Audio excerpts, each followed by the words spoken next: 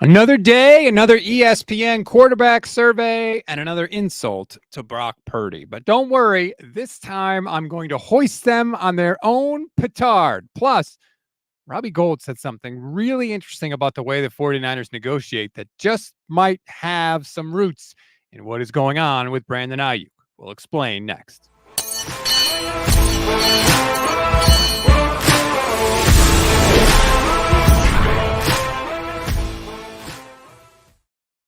What is good, everybody? Welcome to Under Review. It's Stats and Vish. I'm Rob Stats Guerrera. Vish is going to join us momentarily. He had some technical difficulties that he is getting sorted out, but he will hop on shortly. Thanks, everybody, for joining. Appreciate it. Hope you're having a good Monday night. Please like and subscribe to the YouTube channel, rate, review, and follow the Gold Standard Podcast Network wherever you get your audio podcasts. Leave us a 5-star rating and a review. We are so close to training camp. We are getting back to it. We are, a week away from rookies reporting, 2 weeks away after that from veterans hopping in. It's almost here. Can you taste it? Pretty soon we will have actual football going on to discuss, to talk about, to complain about. We'll be training camp heroes to get excited about. All of that stuff. I can hardly wait. Gameplan.exe watching on Twitch says, I don't know what's happening, but when GSN streams off schedule. No, this is the schedule for Vish. We had to do it at night because he's got work stuff going on during the day. So this is going to be the time of the show, 5 p.m. Pacific time. No hard news happening. Modelo Time says, good evening, Stats. Shout out to everybody on Twitch, the Twitch fam. We love you. Appreciate it as well. Okay. Let me fire up the ESPN article. I don't know if you saw this. If you don't have ESPN Plus, maybe you didn't. It's something that Jeremy Fowler does every year. According to him, he talks to league executives, coaches, and scouts that help them rank the top 10 players at 11 different positions. And of course, the quarterback part of the list is out now. And you're not going to be happy. If you haven't seen it, you're not going to be happy with what they say about Brock Purdy, where they put Brock Purdy on the list. So really quick, if you're not watching the stream, I will run through the top 10, and then I'll read you what they said about Brock Purdy, and we can talk about all of it. Of course, number 1, no surprise, Patrick Mahomes. Yeah, this just in, he's good. Number 2, Joe Burrow. Number 3, Josh Allen. Number 4, of course, is the 2-time MVP. Excuse me, Lamar Jackson. Number 5, Matthew Stafford, Super Bowl champ. Number 6, Justin Herbert. Number 7, CJ Stroud. Number 8, Aaron Rodgers. Number 9, Jared Goff. And number 10, Dakota, excuse me, I'm losing my voice, Dakota Rain Prescott. Let me welcome to the stage Vish Kumar. And what's up, Vish? What's up? What's up? Technical issues again, man. Technical issues again. Not great. If Vish has an echo, let us know in the chat, because he did last time that I couldn't hear. But let us know if he does, and we'll get that straightened out. Okay, Vish. So I just went through the top 10 of the ESPN quarterbacks. Every astute listeners will notice that Brock Purdy was not in there. He did make it into the honorable mention part of the list. First one in honorable mention. Quote, one of the NFL's best story, Brock Purdy, 17-4 as a starter, near Super Bowl winner and an MVP finalist. His play is incredibly efficient with the league-leading 72.8 QBR in his first full year as a starter. He's already on the board with 4 playoff wins. All of this has put him into fringe top 10 category. Quote, it's hard to call him top 10 based on the guys ahead of him, but it's hard to keep him out of the top 10 too, an NFC executive said. He willed that team to the Super Bowl. Only right to give him serious consideration. As far as game planning, Purdy has more limitations than some of the quarterbacks ahead of him, according to multiple evaluators. He's very good at navigating the pocket, buying time, using his legs. You're not going to win because of him in most cases. A separate NFC executive said he's a really good system quarterback. Vitchell, your thoughts? I think that it's a pretty fair representation of portions of Brock Purdy's season last year. I also, just for kind of consistency. Is he an honorable mention in the sense that he's ranked 11th? Because if you scroll down to Trevor Lawrence, he's moved down 8 spots on the list and he was ranked 8th last year. So is there an ordering to the honorable mentions or not? I don't know. And also, don't call me Vishal. That's another name, Indian name. Oh, I'm sorry. I didn't realize that. I apologize. I was just trying to make up a It's full actually name. pronounced Vishal, but let's have some respect to the name. No, I did not know that. I completely apologize, and I will never do that again. I forgive you. I'm kidding. But yeah, I just wanted to straighten that out first. I'm not sure if this was a ranking in the honorable mention or not, because I do think if he's 11th versus if he's amongst the honorable mentions, it does change the conversation here and there slightly in terms of how we react. Even if he's 11, Fish, like, first of all, this is the part that gets me really frustrated. I think the way that we evaluate quarterbacks is broken. And for one thing, it's inconsistent. Okay. Because calling Brock Purdy a system quarterback. Okay. Yet let's look at the Jordan Love section, right? What does it say in Jordan Love's section? Arm talent and confidence, and has a good system around him, one AFC executive said. So it's cool if Jordan Love has a good system around him. Like, that's a positive for Jordan Love. But Brock Purdy is a system quarterback. Never mind the fact that they play in the same system. So I think that's a false equivalence. I don't think that that's what that's saying. There's a difference between the two. They both do play in the system, and it is a good system. And that's why they benefit from it. The difference is what that is saying is that even though Jordan Love plays in a good system, he has the arm talent and confidence where if he wasn't playing in a good system, he would still be able to make plays because of his physical capabilities. When they're calling Brock Purdy a system quarterback, what they're saying is, hey, he has a good system around him and he's able to make plays, but let's take that system away from him and put him in Buffalo in bad weather with 3 bad receivers and no run game. What they're saying is he wouldn't be able to succeed in that situation. Now, do I think that that's the right way to evaluate quarterbacks? Probably not. And I think you bring up a really good conversation about how the way we evaluate quarterbacks in general is kind of skewed because there's so much inconsistency to it. But that particular conversation in terms of Love as a system quarterback versus Brock Purdy, I think that it's looked at because one guy has the physical capabilities to play beyond the system and play in places where the system doesn't create open receivers and one guy doesn't. That's what they're saying there. Okay. I disagree with that, but let's just say for the sake of argument, I agree with you. Let's go up to CJ Stroud's section. It's not an argument. That's what they're saying. That's what the point is. Now, whether you agree with the point, I never said I agree with the point, but that's what the point is. They're not calling the two quarterbacks the same. I think the point of that they were saying with Love is, hey, he's got physical skills and he's in a good system. And that's why they think he's going to sustain the play that he had at the end of the season. But sure, but in terms of comparing that to calling Brock Purdy a system quarterback, that's not what they're saying. They are not calling Jordan Love a system quarterback. They're saying he plays in a good system. Why There's a are difference you to that? So, but it counts as a positive for Jordan Love and a negative for Brock Purdy. That's the thing that that's how you're interpreting it. I don't look at it as positive or negative because I think what's missed when you're calling guys system quarterbacks, and I think this happened to Kirk Cousins for many years. I think it happens to a guy like Dak Prescott. I think it's happened to a lot of different quarterbacks over many years, is that it's really hard to be a guy that executes a system well. And if it was that easy, there's a lot of physically incapable quarterbacks who have played in very good systems and not been able to do that. Jimmy Garoppolo couldn't execute a system. I talked about it for year after year after year. That's why he was out of here. Jared Goff, who's improved, and the reason people respect him as a quarterback this year versus other years is because this year was the first year that people felt confident in how he executed a system.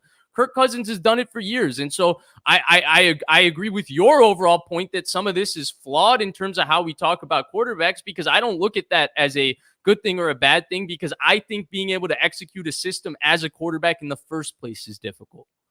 Let's go up to CJ Stroud, who's number 7 on the list. Quote, he set the standard for a rookie quarterback, an NFC executive said. He has so much poise. where's several voters pointed out Houston did a masterful job supporting him. Pass catchers Nico Collins, Tank Dell, and Dalton Schultz complimented Stroud well, and offensive coordinator Bobby Slowick consistently put Stroud in advantageous spots. Totally okay for CJ Stroud, who's number 7 on the list. Brock Purdy, well, it's Shanahan. Well, it's Debo, Ayuk, McCaffrey, and Kittle. Like, again, where is the consistency? But again, that's a disingenuous That's a disingenuous representation of that. Debo was a first-team All-Pro before Brock Purdy ever took a snap. George Kittle was a first-team All-Pro before Brock Purdy ever took a snap. Trent Williams was a first-team All-Pro before Brock Purdy ever took a snap. Christian McCaffrey was a first-team All-Pro before Brock Purdy ever took a snap. Whereas in CJ Stroud's case, rookie head coach in DeMeco Ryans, rookie play caller in Bobby Slowick, who's never called plays. Nico Collins, did anybody think that Nico Collins was going to be a 14, 12, 1,300-yard receiver last year before CJ Stroud got there? No. Tank Dell was what, the 3rd-round pick? Dalton Schultz was signed for a 1-year contract. Nobody wanted to sign. Well, he signed for a decent amount of money, but it wasn't like Dalton Schultz got a long-term deal. So when people are talking about the talent around CJ Stroud, they're saying those are good players, but they're not looked at as players that fit that role until CJ Stroud came. So I do think that there is a difference in the representation of those two things. I think that's totally ridiculous. How do we know Nico Collins wouldn't be awesome on another team? It's okay if you have good teammates, but he didn't prove it. He didn't prove it. The Brock Purdy's teammates all succeeded without Brock Purdy. So what? So you're saying it's okay for CJ Stroud to have good teammates, but not Brock Purdy? No, That's not what I'm saying. What That's are not you what I saying? have ever said. It's cool. Like this evaluator saying he's in a good system, which, by the way, is the Shanahan system. Because where was Bobby Slowick before he was in Houston? I am saying that these two helps are not the same. You are saying that these two helps are an equivalent amount of help. No, I'm saying those aren't an equivalent amount of help. I'm not saying that. But how can it be that CJ Stroud can play in the same system and also have really good teammates and be number 7 on the list, where Brock Purdy can play in the same system, have really good teammates, and not even be in the top 10? That is disingenuous to me. That's absurd to me. I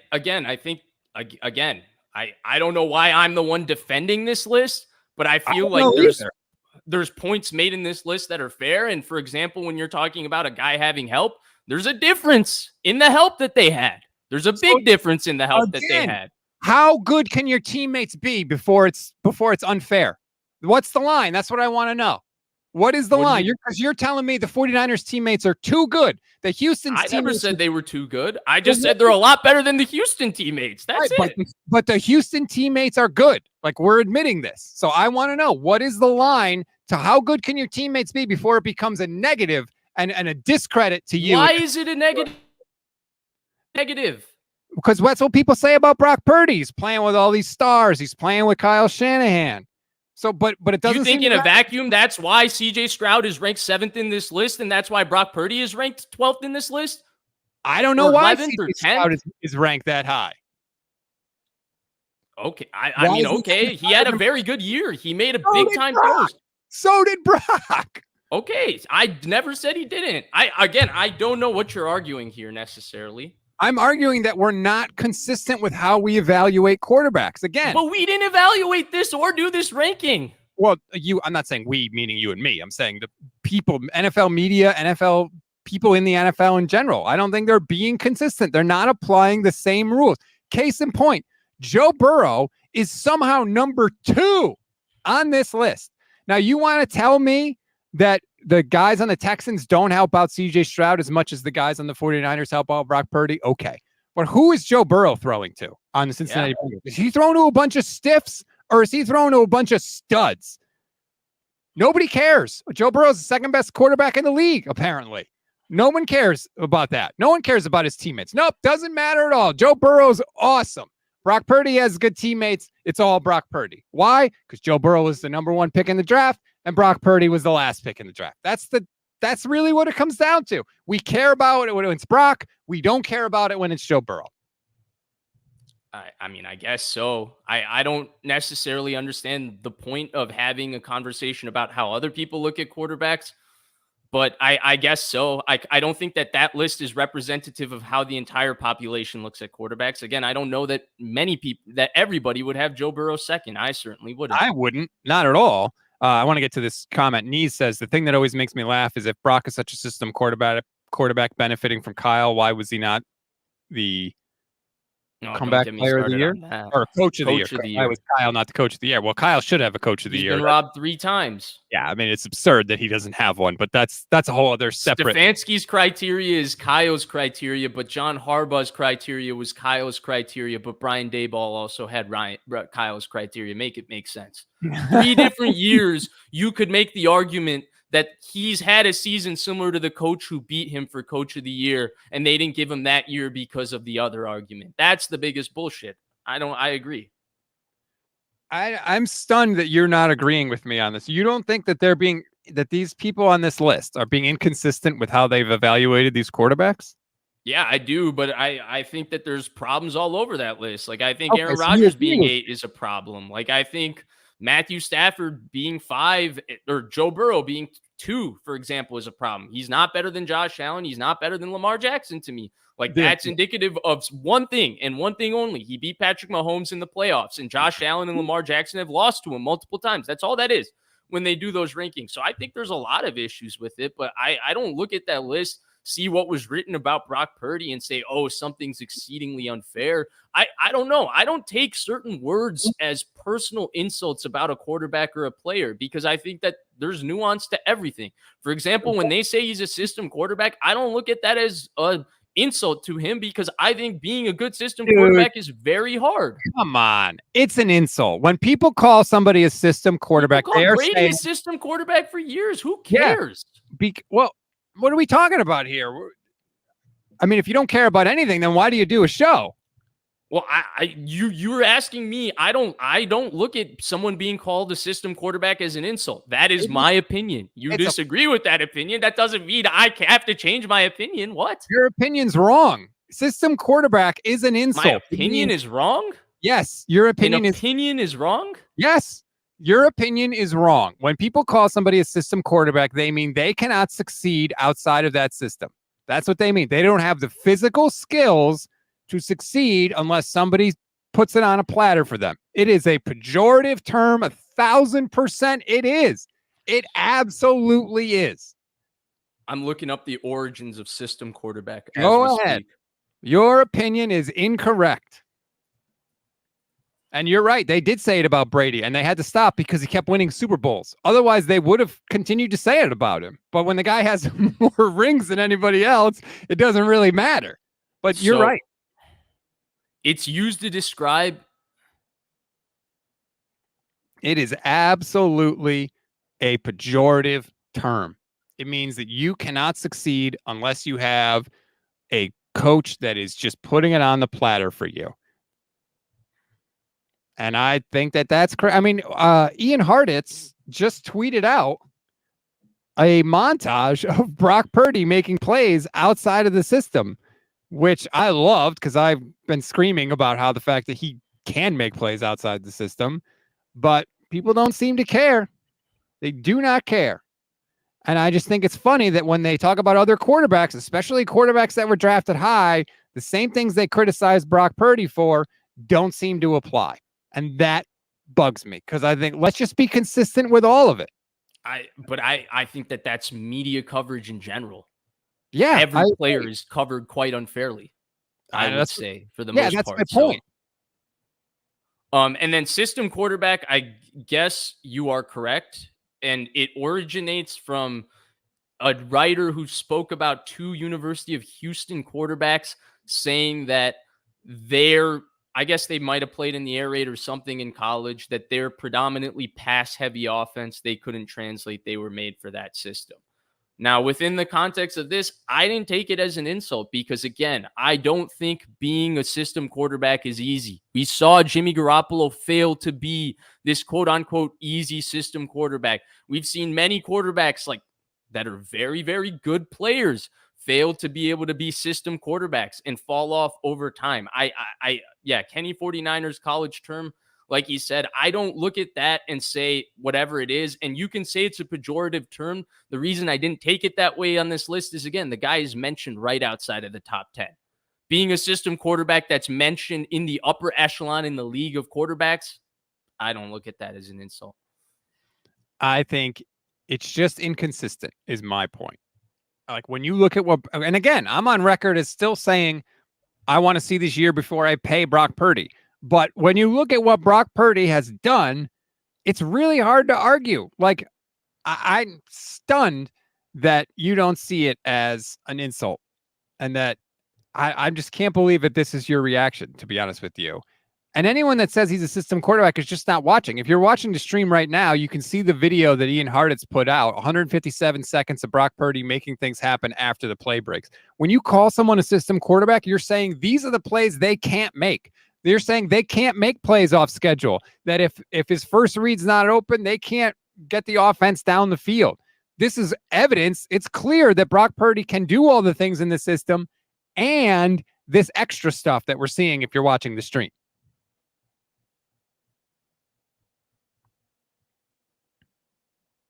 Vish, are you here? Yeah, I agree. Oh, I thought it was like a I talk, you talk kind of thing. Is that not what we're doing here? I didn't know what else to add, honestly, because I agree. Yeah, that I agree with you. I didn't know what else to add there. I was trying to pull up where he was in scramble percentage last year to tell you how many times he went off schedule, but you don't want to hear that number because it doesn't really support your point. So that's why. What are you talking about? Go ahead. I want to hear all the numbers. Here's what I know. Well, in this particular case, it doesn't support my point because I agree with your point. So I don't. Only Kyler Murray averaged more yards per scramble than Brock Purdy last season. Yes, he was effective when he scrambled. He didn't scramble often. But scrambling is not the only measure of whether you can make plays off schedule, whether you can go beyond the system. No, it's also, that's not what I'm saying. That's not what I'm saying. In this particular case, the scramble percentage is measuring when the play is breaking down and he's getting out of the pocket. So what percentage of plays is he scrambling on? So what percentage of plays is he off schedule on? Is he good at making off schedule plays? Yes, I agree. Is he effective at doing it? Is he very efficient at doing it? Does he create a lot of highlight plays doing it? Yes, I agree with both. But the actual percentage of plays that he has to be off schedule on are a very small amount. So what? That's what I said. That's why I didn't want to mention it. So I don't understand what your overall point was there. I didn't have a point. I didn't want to mention the stat. And then you were asking me why I didn't say anything. I found the stat and I didn't want to mention it because it didn't really make sense within the context of our conversation. You were like, no, tell me. And then I tell you the stat and you're like, yeah, so it makes no sense. Why did you tell me that in the first place? Sorry, Rob. Well, you can't like mention it and then not tell us what the stat is. Well, once you say you're looking for the stat, like we got to know what it is, good, bad, or otherwise. I don't think we needed to know that one. So it bugged me because so for the Stafford part of it, it talks about the wins that the Rams have had since he's been there. So that is like a QB wins argument. Jordan Love has mentioned that he's in a good system. That's cool. For Josh Allen, it's, hey, Josh Allen hasn't had enough playoff success, which I think is crazy because he's played better in the playoffs than he does in the regular season. They don't always win those games, but that's not his fault. Justin Herbert's on the list. The first thing they do is mention his 30-32 career record. Like, I feel like when we want to bash a guy, we can pull out quarterback record. When we want to bash another guy, we can pull out playoff record. But we don't apply any of this consistently because the same thing that's used to bash one guy is used to prop up another guy. And I don't like that. I don't like the inconsistency. Yeah, it sucks. I think it's the worst part about football conversation, to be honest with you. ASDF JKL says people want to see strong arms, amazing scrambling, and crazy stuff. Yes, but they also want you to win a certain number of games because Justin Herbert has all that stuff you just mentioned, but because his record is under 500, people bash him. So it's not just that. Steve Young said playing quarterback is all about what you can't do. And he's really right. Because first you got to put up numbers and then it's awesome. Okay, cool. And then if you put up numbers, you have to win. And then if you put up numbers and you win, you have to win in the playoffs. And then if you put up numbers and you win in the playoffs, you got to get to a Super Bowl. And then if you do all that and get to a Super Bowl, you have to win a Super Bowl. And if you don't win a Super Bowl, then none of that other stuff matters to anybody at all. Right. And it sucks because they're individualizing a career in the ultimate team sport. And I think that regardless of your opinion on whether you agree with me or Rob on the parts we were debating on how good a supporting cast is or stuff like that, regardless, every quarterback to win something has had to be supported and supported very adequately. No quarterback is, even the best quarterbacks. Mahomes is not winning with the 15th best roster in the NFL. He's got a top 5 roster to surround maybe the best quarterback we have ever seen. And so, Rob, this with technical difficulties. So similarly, I guess we can, I'll maybe talk to the chat a little bit while Rob is out. Let's see.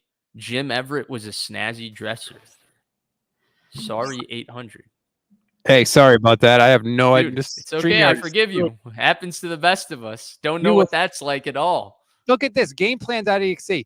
Goodbye, Rob. Hello, Vish. I'm gone for 2 seconds, and people are throwing me out with the trash. I don't think they've ever seen anything like that. Like, they've seen a lot of you without me. I don't think they've ever seen me without you. I made a graphic that is StreamYard is having trouble like pulling up, and so it's screwing with StreamYard for some reason. I don't think StreamYard is like I don't think the site's like, I think the site's a little bit down today because twice when I loaded in, my audio would not connect to StreamYard. It said it was having issues syncing my audio with whatever. Valerie Elise says ESPN ranks quarterbacks based on how they feel when the quarterback wins. No consistency, just vibes. That's what it feels like. Pretty much. That's all it is. Like, it's that combined with who's going to bring conversation, who's polarizing. Why do you think they talk about Baker so much? Why do you think the NFL media cares if Baker's in the spotlight? Because Baker's a person people care about. Baker's polarizing. Baker sells stories. And I don't know why I picked out Baker, but he was the most like average quarterback I could pick out to say that people talk about him. Game Plan says StreamYard is clearly a system streaming service. Well done, Game Plan. Right now, that is the comment of the night. I'll pick a comment of the night by the end of the show. That's definitely in the running. Like, to have Joe Burrow second. How is Joe Burrow second when half the 4 years he's been in the league, he's ended the year on injured reserve? Like, how can that comparing him especially to Josh Allen when all Josh Allen does is kick ass and take names? I mean, damn. But it's how their teams get represented, right? And it's how their games get represented and all of that, right? And it's what you said about Purdy. But I think that to a guy like Allen, I feel like this happens to a larger degree, right? Allen is surrounded by crap. That defense is quite overrated. It has been quite overrated for many years. They never rushed the passer well. They've never had that good of a defensive line. They signed Von Miller to be all that, and he's been hurt and not the same since he's gotten there. They drafted Ed Oliver. He's been okay. Greg Rousseau, he's okay. Their offensive line is The receivers outside of Diggs have always been bad. They've never been able to run the football great, and they go win 12, 13 games in a tough division because Allen does a lot. Now, Allen also makes a lot of mistakes, but the media chooses to represent Allen in a certain way when they have, taken other quarterbacks who have made a lot of mistakes over times and handed them MVP awards. Brett Favre, 3 straight MVPs. Peyton Manning, right? Peyton is one of those funny, interesting cases of a guy who actually threw a lot of interceptions, and he never got the reputation that he threw a lot of interceptions. Why? I don't know. To me, throwing those interceptions doesn't make Manning any worse. That I would like to put that out there. Like, I think Manning is top 5, top 3, top 2, one of the greatest quarterbacks of all time. But accurately, if we're talking about his career, he threw a lot of interceptions. He didn't get that reputation, and he won 5 MVPs. Josh Allen's a guy that we put the turnover reputation on because it's easier to talk about him that way. And I think that whoever had the comment about the vibes is totally right. I think the media just picks out what is the easiest way to talk about this as a story rather than what is the best way to talk about this that's accurate to their career. On that standpoint, when it comes to Brock Purdy, I 100% agree with you because I think a lot of times in most ways he's talked about from the standpoint of let's talk about talking about his story from the 7th round pick perspective rather than just talking about him as a quarterback since he's been a starter. I agree with that for sure, but I think that happens to every quarterback. Yeah, first of all, like, get over the 7th round. Like, it's irrelevant now. It doesn't matter. We're going into, what is this, year 3 with Brock Purdy? Like, enough. Who cares that he was drafted in the 7th round at this point? I mean, he cares because his money is nothing, but at this point, like, just grade him. There's enough out there where you can just grade Brock on what he has done since he has gotten to the pros. I was just looking at Josh Allen, his playoff, because everyone's like cites they haven't had enough playoff success. Here are the quarterbacks that Josh Allen has lost to in the playoffs. Good Deshaun Watson with the Texans, Patrick Mahomes, Joe Burrow, Patrick Mahomes. You want to know why they haven't had playoff success? Because Patrick freaking Mahomes is ending the Bills season pretty much every year. Right. Like, it's like, all the golfers that finished second to Tiger Woods, like, they're freaking amazing, but Tiger is the unicorn. That's where Patrick Mahomes is right now. So you can sit there and say, oh, Josh Allen hasn't had playoff success. It's like, well, the only guy that freaking beats him pretty much is Patrick Mahomes. And that's where your point is so right? Like, because Burrow basically is benefiting from the fact that he keeps getting hurt in these seasons. So he beat Patrick Mahomes that one time, and then Mahomes beat him that one time. He hasn't lost so many times to Mahomes, so he's got to be the second best. But if we're going off of that criteria, if we're going off of the criteria of how you do against Mahomes, doesn't that immediately elevate Purdy, for example? All of a sudden, Jalen Hurts, who played him close in a Super Bowl, do I think he should be in the top 10? No, I should think he should be nowhere near the top 10. But you know what I mean? Like, when we start balancing out this criteria, this is where I love that comment that it's about vibes. And this is why I'm not going to lie, I hate doing shows where we just start breaking down the crappy analysis of other people, because I don't like giving credence to talking about sports this way, because I don't think that there's any sense to this list. And sometimes I want to provide sense to this list like I did early in the show so that we can talk about it from a baseline. But there's no sense to this list where we can talk about it from a baseline, because if you're pissed about 9 through 10, 7 through 10, you can be pissed about that clump of rankings, but you can apply exactly what you're pissed about in that clump of rankings, and it's done earlier in the rankings, and you might be okay with it. And so that's where the vibes comment, 100%. It's all vibes.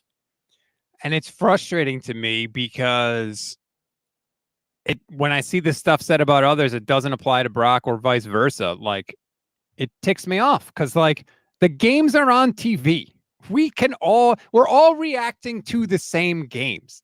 That's the weird part about this, is like, we have all these different opinions, and it's all based on what happens on the field, which is only one thing. It's the same thing. Yet some people are saying Brock doesn't deserve any credit. Some people are saying honorable mention. Some people have him as top 5 in the league, whatever it is. I hate that, Vish. I hate it. It's like, why can't we get to the damn truth? Because there's no criteria to it. And this is where, like, Jeremy Fowler, sure, he can interview all these executives he wants, okay? But do you think that the reason Matthew Stafford is above, say, Jared Goff is because Matthew Stafford and the Rams are winning? Because look at Jared Goff's wins everywhere he's gone since Jeff Fisher's left. Everywhere. They keep winning. Even the Rams or the Lions, they won more than the Rams. They beat the Lions in the playoffs. But yet Matthew Stafford's entire thing was based on QB wins, right? But the executive can't say, because this is just an opinion, he can't just say, well, dude, he's just better than Jared Goff. I have 2 eyes. He has a better arm. He has better feet. He reads the game better. He has better feel for the game. He is just better than Jared Goff. How does Jeremy Fowler write that? This executive's opinion is this. Jeremy Fowler needs a basis to create his rankings too. And so I think he balances it out with all of these different reasons. And that's why I think these quarterback rankings are so skewed and sometimes so messed up, because most people have issues and trouble verbalizing the fact that some of this stuff is just, I watch this guy and I know what the numbers are. I know what this is, but guess what? That guy is just flat out freaking better. And the reason I brought out Stafford is because, to me, Stafford's an all-time example that I can point to for 10 years for myself, that I know year after year after year. I was arguing with people when he was in Detroit. Well, he's throwing to Marvin Jones, Golden Tate, and he's surrounded by shit. he's top 10, he's top 7, he's top 6. People didn't look at it like that when he was in Detroit. And so that's where, with all of this stuff, Rob, there isn't a criteria. You don't lead the league in passing yards, and that's how you do the rankings. You don't lead the league in EPA per play, and that's how you don't do the rankings. You don't lead the league in touchdowns. You don't lead the league in wins. There is a visual to this, and there's a visual and an opinion surrounded by that visual. And the problem is, there's not even an argument to that, because it comes down to, well, I see this in this guy and I value it, and you see this in that guy and you value it. And Jeremy Fowler has to create an article at the end of the day that sells, and he needs reasons to put in these articles to balance it out. And I think that's why we get all of these crappy reasons. Because I think at the end of the day, Rob, I don't think that any of those reasons is why Stafford is 5 or Goff is 9, for example. I think it has everything to do with the fact that one guy just has more talent, more skills, more ability than the other guy. Yeah, but you know what? When you say like, well, I watch, so I know, I feel like we get into the weeds there too, because I'm not saying for me. Sorry, I meant for these executives. Yeah. But I feel like the people that talk about quarterbacks and grade quarterbacks, you know, they see a guy drop back to pass. And Jordan Love, I've seen a couple of examples of this, where he'll throw a ball, he'll kind of flick his wrist, and he'll have one leg off the ground, and he'll throw it for a touchdown, and people will go, oh my God, look at that throw from Jordan Love. But if you just drop back to pass, keep both feet on the ground, and make the same exact throw, nobody cares. But because Jordan Love's looks prettier, it counts more. And that like the eye test thing. But that's a portion, right?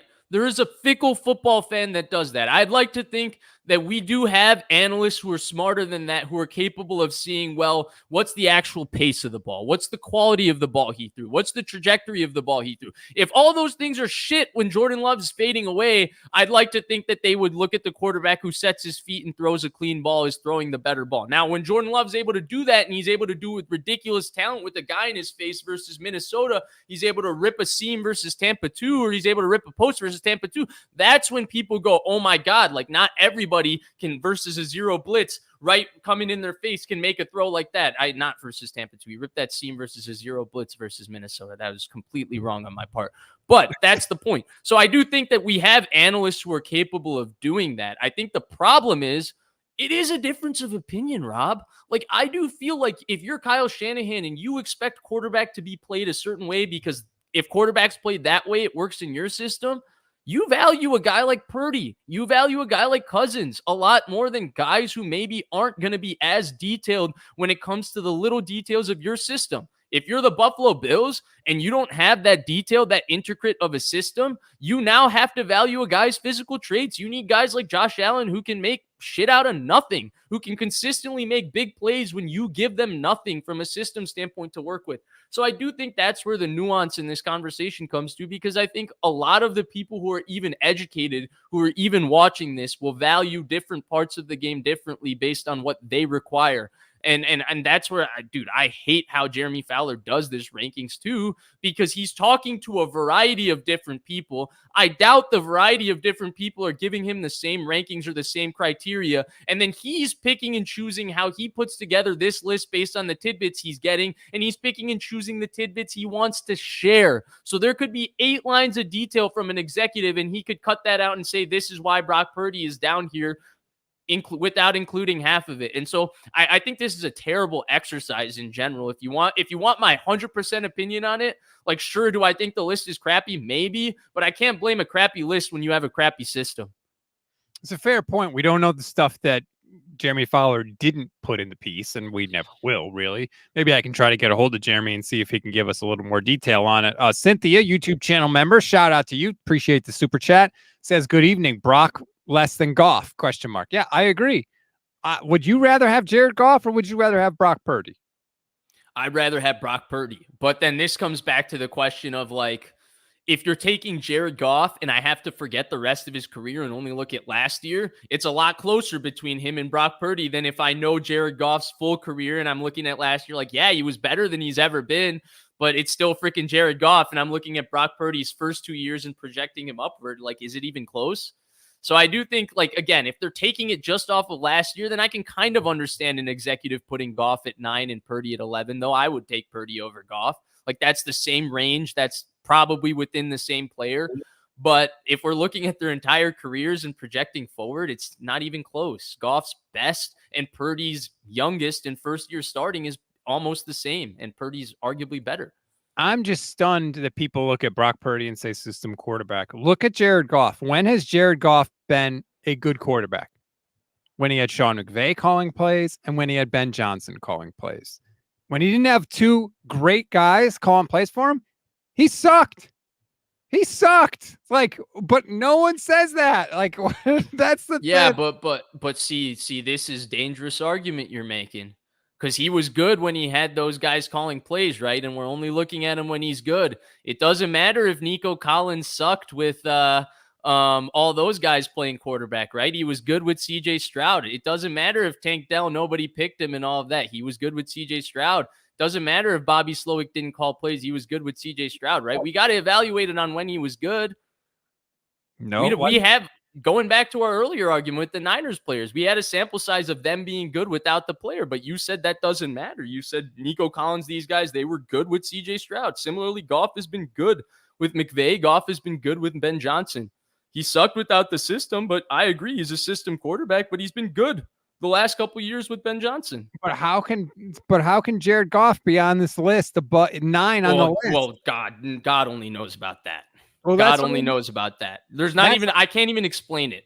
When we talk about how we're evaluating these guys, like Jared Goff was bad without those guys propping him up. Really, really bad, to the point where the Rams, even when they had McVay, were like, we have to get rid of this guy. But that doesn't, but it's fine. Oh, Jared Goff is good now because the Lions are good and they got Ben Johnson, so he's good. So he's number 9 on the list. Like, we do not. He played good in that situation, man. It's just like Nico Collins playing good with CJ Stroud and Bobby Slowick. We know Nico Collins wasn't this good a year ago, but he was good in this situation. He was a good player. When Nico Collins came into the league, he was 22 years old. How do we know that Nico Collins just needed a couple years? I mean, you're referring to Jared Goff's year without McVay and Ben Johnson when he was 20, coming out of Cal. No, when he was 27, he sucked with Detroit. 2021, when Anthony Lynn was his offensive coordinator, he sucked. He's 27 years old. Is that the season you're going off of? I don't even remember Goff 2021 that much. I didn't watch that much, to be honest with you. 3,200 yards, 19 touchdowns, 8 picks, 67% completions. What'd you say? 3,200 yards, 19 touchdowns, 8 picks? And 14 games. He didn't play a full season that year. Like, again, I don't like giving strong opinions just looking at that box score stat on the quarterback season. I didn't watch that one a lot at all. I didn't watch the Lions in 21, maybe once, and that was week 1 versus the Niners. I mean, I think it's crazy. I don't think it's consistent at all. And I think that we rate the guys, we say the nice things about the guys that we like, especially if they were drafted high, and we pound the guys that weren't drafted high. I mean, hell, even Dak Prescott's still catching strays because he was a 4th round pick. Like, Dak Prescott's been really, really good, but people still, there's limitations there. It's even in this survey. There's limitations with Dak Prescott. Sure, he basically should have been the MVP last year, but there's something missing with Dak Prescott. Yeah, you know what's missing? Playoff success. But that's right, not. But look who's ahead of him. What's their playoff success? Who's ahead of Dak? I mean, Justin Herbert. Justin Herbert. He hasn't had it. Lamar hasn't had it. Mm-hmm. So I just think we're inconsistent. And Dak Prescott in the regular season, I mean, if he wasn't the Dallas Cowboys quarterback. Jesse Naylor's here. Jesse says, slippery slope, Rob. How do we know who Brock is without elite coaching? Goff has been really good with it and not so much without it. Right. But I've seen Jared Goff without elite coaching. I know what he is, right? We don't know what Brock Purdy is. But just to assume that Brock Purdy would be bad, I think is unfair, especially when you're comparing him to a guy that we know has been bad because we actually have seen it. But because Jimmy Garoppolo sucked without Kyle Shanahan, people are saying, well, Brock Purdy would suck too. And that's not fair. He sucked with Kyle Shanahan. Please stop doing that. Yeah, that's true too. I don't know. Like, I'm throwing up here's the graphic that I couldn't get to work earlier. By the way, I feel like Netflix included that minute and 40 seconds just for David Lombardi. I mean, Devontae Adams, the Lions guy throwing out a stray. watching Devontae just tear Jimmy Garoppolo a new one was hilarious. Here's the numbers for Brock in 2023. 5th in passing yards, 3rd in touchdowns, 1st in QBR, 1st in EPA per play, 1st in quarterback rating, 25th in sacks, despite an offensive line that sucks. 40% of Brock Purdy's throws last year were under pressure. 40%. Never gets any credit for playing behind a crap offensive line except for one guy. 4 out of his 5 offensive linemen wouldn't start for anybody else in the league. Nobody cares. I know, by the way, he was dead last in pass attempts. Okay. Yeah, take that, Jesse. But this is what we're doing. I'm not talking to Jesse. I like Jesse. This. Take that. It's just wild, man. And if Brock Purdy goes out and has a year similar, people are going to be like, he's not that good. It's like, say what, Mahomes is a god for sure. Brock Purdy's played for the Super Bowl every year he's been the starting quarterback. I know it's been less than Mahomes, but he's on the Mahomes track right now, which is wild. Yeah, I'm sorry. It's not that I disagree with any of your points. It's just that these are just arguments that I like. These type of graphics, I'm used to seeing this type of graphic with Jimmy Garoppolo and you losing your mind at that type of graphic with Jimmy Garoppolo.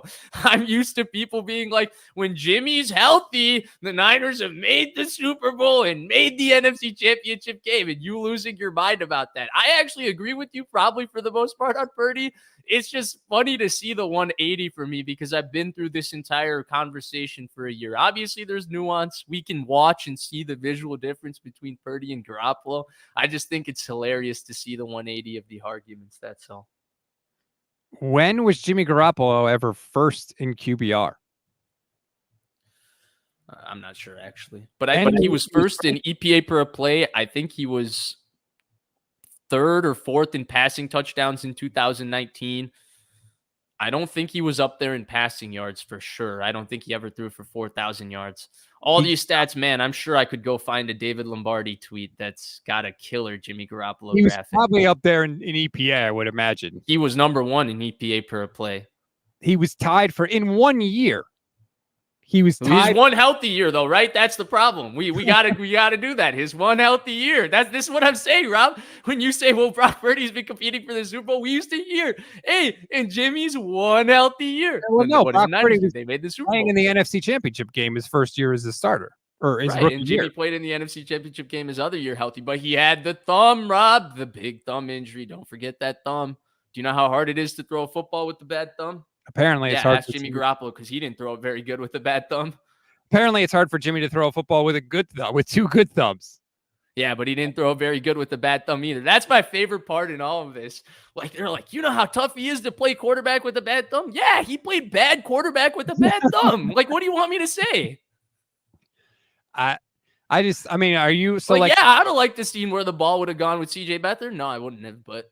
So I disagree with your point that you could have thrown up a similar graphic with Jimmy Garoppolo. I don't think you could have. I don't think Jimmy Garoppolo ever had a statistical year like Brock Purdy. I think Nick Wright does this like week after week when he talks Brock Purdy. He puts up a Jimmy Garoppolo graphic. That's his thing. I think there's a clear difference. I actually hate comparing the two, all jokes aside, because I think it's very disingenuous to Brock Purdy to compare him to Jimmy Garoppolo. Jimmy Garoppolo is bad, just a bad quarterback. Brock Purdy's a good quarterback. Like, I don't want to compare a good and bad quarterback just because they played in the same system when my eyes tell me one is evidently better. And I think anybody who's watched the two of them for an extended period of time can be able to come up with that opinion pretty quickly. But yeah, I think that I think Jimmy was pretty high in every statistic when he was healthy. I don't think he was. I don't think he was as high as Brock, which is my point. I mean, Brock. Yes, but being better than Jimmy is not an argument for anybody being a good quarterback because there's 60 of those guys better in the NFL. I agree, and I'm not arguing. Like, I'm not here to argue that Brock Purdy is better than Jimmy Garoppolo. He clearly we know that. Yeah, I'm here to argue that Brock Purdy is better than some of the guys that were ranked ahead of him on that list, which was my point. Anyway. Yeah, and again, what are we going to argue that on? And that's why I hate doing this because like. The only way to have an honest discussion, about quarterbacks in a ranking is if you talk about their skill sets and why you value something or you value someone more than the other. But the problem is people get very butthurt about certain words or certain rankings. They almost feel it personal if their quarterback is ranked here or ranked there. And so that's why I feel like even the way these rankings are done from a Jeremy Fowler standpoint, like I don't think he can just say what needs to be said, which is that, hey, Matthew Stafford is just flat out better than Jared Goff. You can throw every number in my face you want, but if you're watching, like, Matthew Stafford is better than Jared Goff, that just doesn't fly in society. So now he has to write about Matthew Stafford being a winner, but it's so counterintuitive because I'm sure Jeremy Fowler in 2016 was doing this same poll, ranking Matthew Stafford 9. And in that, he was saying the guy just doesn't win. He's a great quarterback. He's got great arm strength, but the guy just doesn't win. One NFC executive told me. I'm sure that was a sentence written there. But that's the problem with this exercise, because you can't just say what these guys are saying. You have to be very disingenuous in how you cut it, because you have to sell it like a story and sell it in a way that fans can consume it. And unfortunately, fans get very butthurt about certain numbers. Like Aaron Rodgers. What? We didn't even talk about that one. What? That's a career ranking for Aaron Rodgers. But why 8 if it's a career ranking? Like, why? If it's a career ranking, why is he below CJ Stroud? Because he hasn't played in a long time. And the last time we saw him with Green Bay, he was not very good. He threw for 217 yards a game. See, you're in my position now. You're defending this list on something that you're trying to make sense of, but it doesn't make sense the same way I was. Yeah, so I would not have. I mean, Aaron Rodgers at his best is higher than 8. Right. But when we last saw him, he was not. He was not 8 either. He's not in the top 10. Yeah. So it's weird. It's weird. We are at the 50-minute mark, Vish. I know you said you had to run. So if you need to run, feel free. There was one more. I wanted to get to the Robbie Gold comments, but if you need to run, no problem. I do. Thank you so much, Rob. Good conversation. We've had 2 back-to-back debates that have been left on a little bit of a... But we're going to have to bring it back next week. Rob, let him know about Aaron Rodgers, though. That one is just crazy to me. If it's a career ranking, putting him at 8 is so disrespectful. Putting him below CJ Stroud is so disrespectful. Have a good one, everybody. Thank you. See you next week. Vish Kumaran. He'll be back, obviously, next Monday. Always appreciate Vish. Before we go, I just want to get to one more thing because Robbie Gold recently talked with Matt Mayoko. And he had an interesting comment, and let's see if I can zoom in a little more on the stream so that you can actually, I'm going to read it anyway for people that aren't watching, but in case you are watching, Robbie Gold said to Matt Mayoko, quote, "Could I have gone back to San Francisco? Probably not. I think the relationship there from the executives to me was definitely fractured. Not in a poor way. I just think negotiations and how those things operated, they take a toll on your relationships. I'll be forever thankful for what they did for my family, blah, blah, blah, blah, blah." The reason I bring that up is obviously because the 49ers are in a contract negotiation with Brandon Ayuk. And despite what everybody says, maybe what other players, Debo or Kittle, may have told Brandon Ayuk about not taking it personal, players do take it personal. Because every time you're saying, I deserve XYZ, the 49ers are saying, well, you didn't do this, you didn't do that, you didn't do the other. You're not as good as this guy in this area. You're not as good as this guy in this other area. You're not as good as this guy in this other area. And it is just business, but it doesn't feel like that to the player. And as long as this game is played by human beings, that is always going to be a factor. And I thought Robbie laid it out right there. He could not have gone back to San Francisco because of how the negotiations went with him. And I'm not saying that's going to happen with Brandon Ayuk. I have no idea. He may sign a contract and be just fine, but he might not also be. Like, that is a real thing that can happen too. You know, the 49ers were lucky that Debo and Kyle were able to work it out. They were lucky that Trent Williams didn't hold any ill will to the organization, and George Kittle, same thing. It doesn't necessarily have to work like that. Maybe Brandon Ayuk gets fed up and says, screw it. I'll play on the 5th-year option and we'll deal with it, whatever. And if they're going to franchise me, maybe they'll franchise me, but they're going to franchise a ticked-off wide receiver. I don't know. I just thought it was an interesting comment from Robbie Gold. Anyway, I just wanted to sneak that in. And Lee Ving says, Gold wanted to go back to Chicago the whole time. That was true. He made no secret of the fact that he wanted to go back to Chicago. And then he came back to San Francisco because they paid him some money and he figured, all right, well, I'll stay here. But yeah, like, it's not for a lot of people. or I should say, no, I shouldn't say a lot of people. Let's be fair. For some people, it's not just, that was business. That was the contract. That's all done now. A lot of people are like, no, dude, when I came to you and it was time to take care of me, you hated me. You criticized this, that, and the other. You didn't like me. You didn't appreciate me. You didn't respect me. And that just doesn't disappear for some people. Again, not saying that will happen with Ayuk. I'm saying it could happen with Ayuk. It could. We don't know. Every person is different. That's my only point there. Every person is different. That's going to do it for this edition of the show. Thanks for everybody. Appreciate all the comments, the concerns. Shout out to, I think we got to give the comment of the night to Elise, who had the comment that Vish loved about the ESPN quarterback rankings being all about vibe. And to be fair, technically it wasn't ESPN's ranking. It was the executives that Jeremy Fowler talked to. So I should be fair there, but the rankings are all about vibes. And so Elise wins comment of the night. We appreciate that. Please keep them coming. Also, GamePlan.exe was a very close second with the StreamYard is clearly a system streaming service. Well done. Shout out to the Twitch fam. Always love your comments. We appreciate it, though. Thank you. Please rate, review, and follow the Gold Standard Podcast Network wherever you get your audio podcasts. Like and subscribe to the YouTube channel. Jason and Steph are going to do a show tomorrow. It's going to be a little bit later than normal. It's going to be noon Pacific, 3 p.m. Eastern time. Jason and Steph will be live. They will also be at training camp. So the Gold Standard Network will have boots on the ground at 49ers training camp. They're going to do training camp reports and updates for us every single day that they are able to go to practice. So we will have those for you. Also, as soon as I am able to get into the new college football 25 game on, I think it's the 19th. So what is that? Friday. I will start up the Gold Standard Network Dynasty. If you want to join it, become a YouTube channel member, and then you can join the Dynasty. I'm going to do it. Levin's going to do it. I don't know if anyone else from Gold Standard has the game or if they're going to get the game, but if so, they can join it. And I'm going to have a prize. I haven't decided what the prize is going to be. It's probably going to be something autographed, a Brock autograph, a Debo, a Kittle, something autographed that the person, whoever does the best in the Dynasty, will win that prize. So that'll be a cool thing that we can do.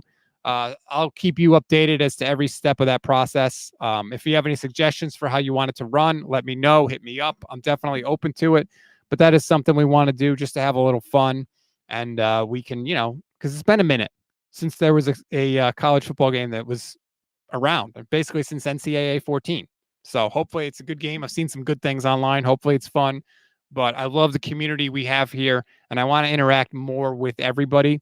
So I'm trying to think of cool ways to do that. So that'll be a cool thing that we do as well. Enjoy the rest of your Monday, everybody. Again, I appreciate the watch, the follows, all the comments, and we'll talk to you tomorrow.